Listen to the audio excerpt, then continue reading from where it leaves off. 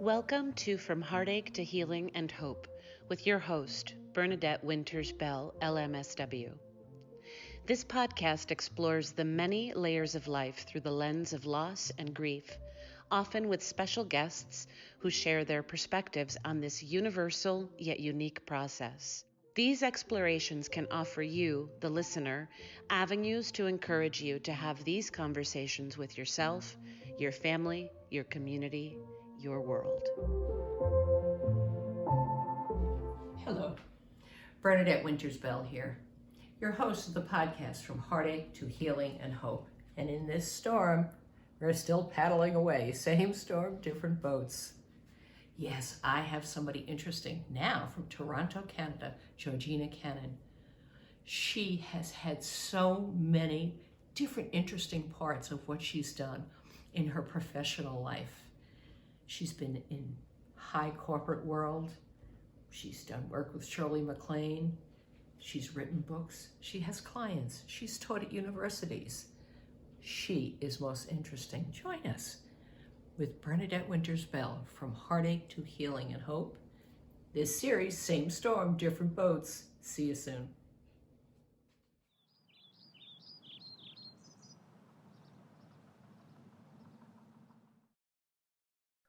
Hello, I'm Bernadette Winters Bell, your host of the podcast From Heartache to Healing and Hope.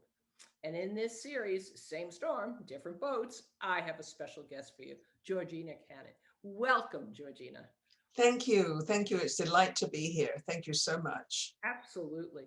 So, since between the two of us, you know yourself the best, would you be so kind as to introduce yourself to my audience?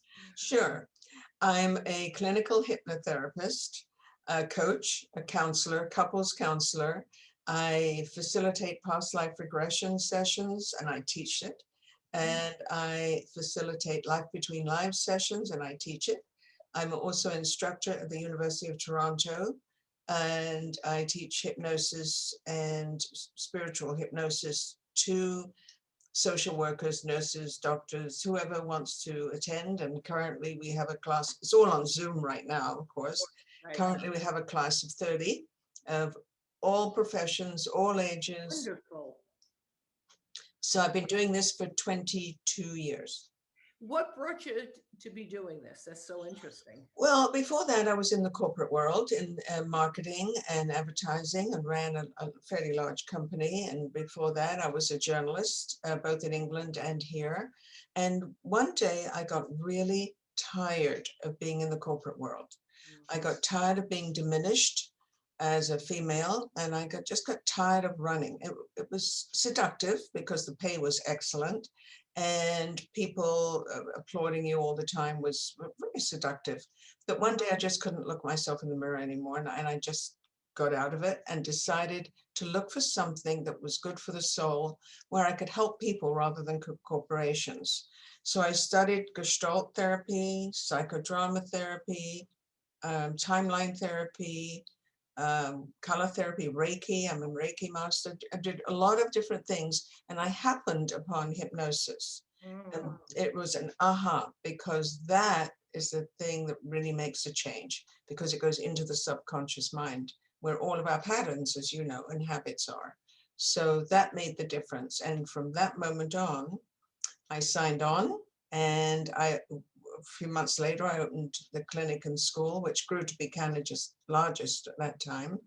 And I had to sell it, I think 6 years ago, seven years ago now, for ill health. But up until then, it was thriving, and we were doing good work. I did grand rounds in hospitals, and Wow. it was extraordinary. The shift. I mean, as you know, you don't make as much money as you do in corporate. For sure. but the heart Yes. is phenomenal. Absolutely. I mean, you're bringing light into the world, and it's humbling and it's worthwhile. It's extraordinary work. Absolutely. So you're in Toronto, Canada, correct? Yes. Mm-hmm. And so what I've been sharing with people is that I learned, at least here in the States, that after World War I, people would ask one another, how was your war? Because of course there wasn't social media or methods of communication like we have now. So I ask you, Georgina, how has your pandemic been? Interesting. Tomorrow I get my first injection, Ah, but it's been a year in. I'm an introvert anyway. You know, people are surprised at that, but it's true. I'm an introvert anyway, so it doesn't worry me. I've just finished another book, which is with my agent right now. And so I'm always busy. I see clients 2 times a week on Zoom, and I teach most weekends. So, you know, it's okay for me. it's So okay for you, right? I miss hugs. I Uh, miss hugs. I miss the hugs, and I miss the coffee and the walks with friends and stuff like that. But by and large, it's not been so difficult as it is for mothers, for instance, with young children who have to have them at home while they're working. And Absolutely. yeah. Right. Um, has the pandemic been worse in your country than other places around the world, as far as you know? I don't think so. I think we've been a little slow on the delivery of the injections, but I don't think it's any worse. It's certainly not. Israel seems to be having all over the place, so they, you know, vaccinated everybody. But I don't know what else is going on. Well, no, we're fine. We're not fine. We still have people getting ill, but it's better. And we don't have as many anti-maskers as I think you do. We don't have as many people, mind you, we don't have the population that you do, but we don't have as many people denying the fact. We do have the odd idiot, of course, going into stores and creating havoc, but it's not common. When the pandemic happened, how was it presented to Canadians as a whole by, say, your prime minister? This is something we should all do together. And Yes, yes, yes. It was what the admitted. difference? It was Yeah. admitted that this is going to. It might be a few months. It might be a few months, but you know we have to take care and we have to start wearing masks. And the more information we got from the scientists, of course, they were learning on the job too. I mean, we can't forget that. Right. Everybody's learning on the job with this. So and the messaging kept changing, and people would get irritated. But you know, you remind them that they don't know either. So be No, kind. exactly. It's, Mm, it's like parenting. You can read a book or 2 or 12, but yeah, you're learning on the job. And as soon as you learn it, then things change. exactly, Similar exactly. to that. Yeah, That's right. yeah, So exactly. it's not that you didn't learn this lesson well. It's that, okay, it's over now and we're on to this one. And yes, right. Yeah. Wonderful. So the teaching that you're doing continues and working with clients. So it sounds like you had time to be writing another book. How Yes, interesting. it's called Victim to Victory. And I've interviewed people from around the world of all different walks of life, um, who were born into disadvantaged circumstances. So either they were refugees, or they're born into addicted families, or brutal, or hunger. Mm, And at some point in their early life, they decided, I'm going to get out of here. I'm going to do something about this. mm. And so I interviewed them, and I've got somebody from Israel, Australia, India, few from the States, few from Canada, and extraordinary stories, exciting, inspiring, funny. I've got a well-known actor, well-known composer who writes for people like Taylor Swift, Mm. a ballet dancer, excuse me, a ballet dancer, a financial planner, a Paralympian who has trained with the power of his mind to start walking again. Wow. And he was a paraplegic in a wheelchair when he was 17. He had an accident while he was working on the job. And he is a public speaker now, and he tours the world giving public speaking. And at the end of it, he gets out of his wheelchair and walks across the stage. Wow. And people are crying by that Of time. course, there's a drop the mic moment for sure. Yeah. So was it difficult to identify people to be interviewed for the book? Well, I put the word out, as an ex-journalist, you sort of know how to get to the people. You put the word out and you ask everybody do you know anybody who? Also got a Microsoft guy from Israel who has a entirely different story, but a good one. And you just get links. People know someone who knows someone.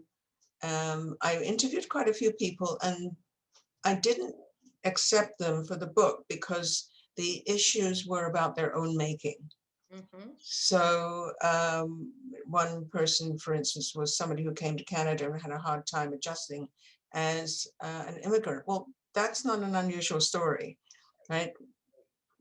What that's expected. Which ones would be so enlightening and interesting to your readers? That's right. And what's going to be the turnaround? What was the trigger for you? What was the turnaround for you? And for many of them, I have a medical doctor, many of them, they just woke up one morning and said, I can't do this anymore. This is, and not only did I asked them about their turnaround, 1 or 2 or 3 turnarounds, but also their earth angels who came along at the right time and gave them a hand up. And were they willing to share that? Absolutely. I love that. Yeah. Because we don't do anything by ourselves. Well, Nothing. we are able to see our turnarounds, experience them. Yes. When we're able to say, yes, thank you for that hand. Yes. I don't want to have to take it, perhaps, and I should be able to do this by myself, but thank you nevertheless, and then move there. And that, to me, has always seemed like the moments of growth. Yes. That it takes more strength to ask for help or accept help than it does to be, I can do this by myself. That's right. That's right. Right. Yeah. And interestingly, each and every one of these is giving back in some way to community. Isn't that lovely that when they go through something like that, right, that they can, that they want to do something like that to give back. That's right. That's right. I was just saying recently that, the pandemic of 1918, 19, World War One, two, things we've all been through in different ways in different communities. We know the facts of this. I saw a local play about 2 years ago about is he considered a soldier, who went in World War One from Canada over to England, and what his experience was like. It was so fascinating. And that was one of the few times I heard a story of the person, because it was factual. Right. So mostly we get the facts of what happened during the war, historical things. But the story of the people, it seems to have gotten lost. So that's what I'm so excited about to be doing here. First of all, to be talking to people, seeing how they're doing, how some come to a place of hopelessness and then to a place of hope. But documenting their stories so that it's there for others. Yes, whether it's this generation or others, to know that, yes, you can get through it. Because like you were mentioning, when people feel alone, like if you're in a community and you don't think anyone's there to help you, that's one of the hardest feelings I think that there is, to feel that isolation, which is what people have been going through too. It is. And that's one of the reasons that I wrote the book. And at the end of each chapter, there are worksheets, and there are 2 for each chapter. And the first one is with every chapter. And basically it says, how did this story inspire you or trigger something that you might want to change? And then the following worksheet is the sheet that has something that applies to the story specifically, whether it be just a 6-month plan, what's next. But if you get it out of your head and you start focusing and write it down, I believe it comes alive. Well, it certainly does. I say to people, because my work had been up till now, life, loss, and grief, Right. which is just about everything. Yeah, indeed. Really, right? Yeah. that if your story or your anxiety or angst is going around here and maybe inside of here, you've only got one contributor to the story, and that's you. So when it comes up and out, that's what my mentor always used to say, Kathy Fanslow, up and out. We made fun of her. Rosemary and I used to make fun of her with that, but she was right. That when it gets energy outside of you, whether it's speaking it or writing it or composing music or whatever you might do to it, That's right. now you have the opportunity for it to see light and to perhaps see another perspective that someone else can help you with. Absolutely. Because once it only sits in here, It goes round and round and round, doesn't go anywhere. It that's doesn't. no place good, right? No, it just goes round and it becomes an echo, and it becomes the part of you that you go into when you're feeling sad or sorry or all of that. So Right. instead of getting a perspective and like into the third person almost, that's when I get my clients to work on archetypes. I say, what part of you can solve this? What part of you do you think? Where's the warrior? If it's a guy, where's the warrior in you? Right. Right? Are you asking them to identify where it is in their body, or That what too, that too, because we work with that in the body, as you know, Right. it's all in the body.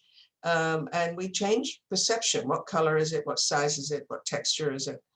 All of that NLP stuff, and you change it. And you, I've done a lot of work with kids when I was working in yeah, hospices for a long time.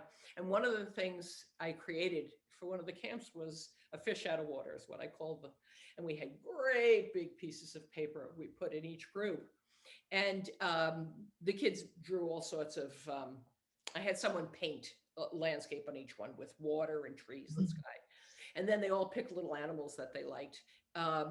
And I told them to put it where it didn't belong. The fish was in the tree and the cow was in the water and all that kind of stuff.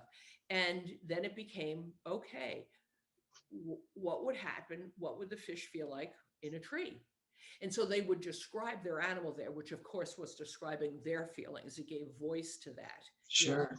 And what color is the animal? And So clever. That's so clever. what colors does he change to? So then we had the animals like on a popsicle stick, and we had them on two different colors. So mad or sad or something like that. And what color was that for you? Right, right. Learn that not everyone sees mad as black or red, right, or happy as yellow, right, right. But it gave them, so then we left everything up and they came back the next day and I said, okay, now go back and get your animal and where would you want them to be? And it was so interesting when they would they wouldn't automatically put the fish in the water or the cow in the pasture or something, just like, no, it's like, I got choices now. All right. Well, if you don't put them in the water, because that's the obvious choice, where else could he live? Can I make a pond? Sure, you can make a pond, sure. So they wanted mostly, some of them just wanted to put it where it belonged with in mind. They wanted choice. Yes, they loved the choice. And then they wanted to create something custom, like to provide protection for themselves, of course. Yes, yes. Right. And so I've used that a little bit with adults, but they don't go so easily to crayons and fish out of water. No, but the concept, they could certainly, I think I'm going to borrow this, the concept. Steal it, girl, it's all yours. Yes. And the concept is really good. So if you were a fish, and we talk about you don't know you're in the fishbowl until you're taken out of it. Let's take you out of the fishbowl and put you in a tree. Mm-hmm. What would you see in a tree? And you might get answers such as, will I get a broader perspective? I'm higher up. I think I'm going to use it. Thank you, Bernadette. Absolutely. And then I had one kid taking the fish and it was diving into the water. So it could be in the water or out of the water. Right. You can go a lot of different ways with it. Right? Yeah. No, I think it's great. I'm going to use that. It's fish out of water. What was funny was, as I was creating it, and I had somebody paint the murals and everything, and the first person put the fish in the tree, the first child, and I went, oh yeah, like a fish out of water. I didn't make it with that in mind as the title, but of course that's exactly what it is. Right.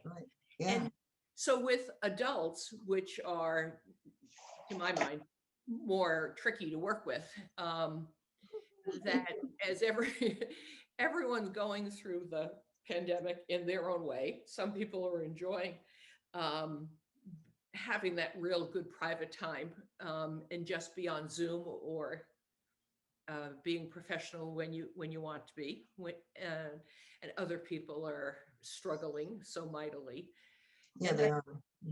it's and we're been talking a lot about pandemic fatigue, that people are hitting a wall of I'm done, and Yeah, not that they haven't tried or all yeah, of that, but after a year. And like I've gotten both shots last week, I got the second COVID shot. And so that you can see people who are fully vaccinated now privately without a mask. But if everyone doesn't get vaccinated, where are we? right, right. Right. But Right. people are getting slightly tetchy. I think they're getting slightly irritable, Mm-hmm. Mm-hmm. slightly shorter tempered, Yes. Yes. um, because we're living in such uncertain times. If we knew exactly what was going to happen, um, we'd feel more comfortable. Um, which is why in wartime, it's not the same as a war. Mm. In wartime, you sort of know that you're at war and what's happening. I mean, having grown up in England, and we know what it's like. But being in a time where we don't know tomorrow what's going to happen. You hear 300 more deaths or 200 more deaths, or this vaccine is working. Maybe it is, maybe it isn't. We don't know. Right. It's the uncertainty, I think, that's driving I people crazy. agree, but I would have thought that it would have been like that during the war, not knowing how long it would go on for or anything like that. Well, and also remember, when there's a major war, we don't have the inundation of news all the time. Mm. The last major war for the States, I think, was the Vietnam War, right? Right. Not correct. And we didn't have that. We didn't have the daily, you might have had the news bulletin on the radio or TV. Well, you didn't during World War II. You did during Vietnam. It was the first one that people what came into their living room. The war came into their living rooms, I Right. think the phrase, But right? did we have CNN at that time that kept repeating the story? No, See, no, and that's a part of it. The yes, drumming in of the trauma or the uncertainty. That's part of it. And you open up your computer and there's Facebook with all this comments and things. And absolutely. I mean, that's what it is, I think. I really do. Well, have advised or encouraged many clients to Mhm. like Yeah, get cool. off the news for a while. I said, I personally haven't watched news in, I don't know, well, actually since 9/11. I do know when it started. Um, and I don't feel like I'm going to miss anything because someone is always willing to say, have you heard? Have you seen? So I'm always updated, you know? So, but being inundated with the information is a danger. And then I think it's important that we learn to manage the social Yes, media that we have and the yes, news that we have. We yeah. don't need to hear it 24/7. No, we don't. And I do get people to turn off their TV before going to bed, way Yes, before going to bed. yes. And be careful who you listen to and what you listen to. Um, I equate it to like another type of virus. Excellent, excellent, because it's invasive. That's right. And you may not feel like you have control over it. Of course, the newest research shows how often we reach for our phones, and part of the reason we do is because we're afraid we're going to miss something. That's So right. we reach for it so often, it's like, what did I miss? Yes, right. What could I possibly miss? That's For right. Yeah, yeah, yeah. I I don't get good cell service at my home, which I consider such a blessing. Because somebody Where are you, Bernadette? upstate New York near Cooperstown. Oh, okay. Okay. And people will say, "Well, how do you do that?" I said, "It's simple. I come home and turn the phone off because I'm not going to get anything on it anyway, and I'll get it the next morning. Nothing tragic has happened that somebody hasn't informed me of. I've been perfectly fine. Not it hasn't been traumatic for me." Well, But yeah, that makes sense. yes, makes a lot of sense. We have to manage Yes. our environment. We Mhm. have to manage not only how we are, but who we are. Are we someone that is addicted to something like news or Right. TV? I mean, I'm one of those people that are addicted to The Voice and Jeopardy and things like that on TV. Jeopardy, that's terrific. You know, I'm still grieving the death of Alex, seriously. But no, Yeah, but yeah, I can be addicted to Jeopardy, admit it out loud, and be okay with yeah, that. yeah. I'm addicted to Jeopardy, and I find out every night how much I don't know. You and me both. I think the part that amuses me the most is when I guess and I'm right. Woo! Right? I have no idea where in my brain I pulled that out of, but I'm just so proud of myself. That's right. Exactly. Exactly. Yeah. How come you didn't know that? I knew that. Sorry. Exactly. Sometimes it's a little scary to think what's in there that I'm pulling these things out. Oh, gracious. Well, So you were talking before about the book. When will it be published, do you think? well, it's with my agent right now, and she's in the process of selling it to a publisher. So I have no idea. I'm hoping to hear from her within weeks that it's been sold to a publisher. Yes. So and she's excited by it. She represented me in my other two books, so she's really excited about it. So that's good. So tell me, what gives you hope for the future? What do I hope for the future? No, what gives you hope? Oh, what gives me hope? Resilience, people's resilience, humanity's resilience at all levels, from the most unexpected places. People find solutions. People move with change. They have a sense, not all people, of course, there'll always be people, but generally speaking, everybody wants to live a good life and be happy and be loved. Some people will do whatever it takes to make that happen. Some people will be a victim of whatever happens. They allow it to happen. They allow it to happen to them, or they are so addicted to drama that they make it happen. Yes. But by and large, what gives me hope for the future is the resilience of humanity, whether it be the refugees walking for months on end, walking to a good life, or whether it be a woman planning to leave an abusive and planning, not just doing it, leaving an abusive household with her children and animals. That's what inspires me. I love it. I love it. Now I know my audience are going to want to know how to be in touch with you. So could you give That's us what? My audience would love to be in touch and or like, do you have a website I can yes, to? georginacannon.com. Beautiful. It's very simple, georginacannon.com. Good. And we have the books on there and the MP3s on there, and super. You can ask any question and we get back to you within 24 hours. Beautiful. Good. Then we'll make sure that information is put out when we launch this, so everyone can do it. I want to thank you so much for being such an interesting guest. I've spoken to people in London, England, and Chicago, many parts of the world, but you're my first Canadian, so thank you so much. Oh, you're very welcome. It's been an absolute pleasure, and I love your laugh. It's just great. Well, people do know when I'm in the house. That's a good thing. It is a good thing, mostly. Well, this is Bernadette Winters-Bell from the podcast From Heartache to Healing and Hope. With this series, same storm, different boats, saying thank you, Georgina Cannon, for being such a wonderful guest. And I welcome everyone to come to see us here at the website very soon. Thank you. Absolutely.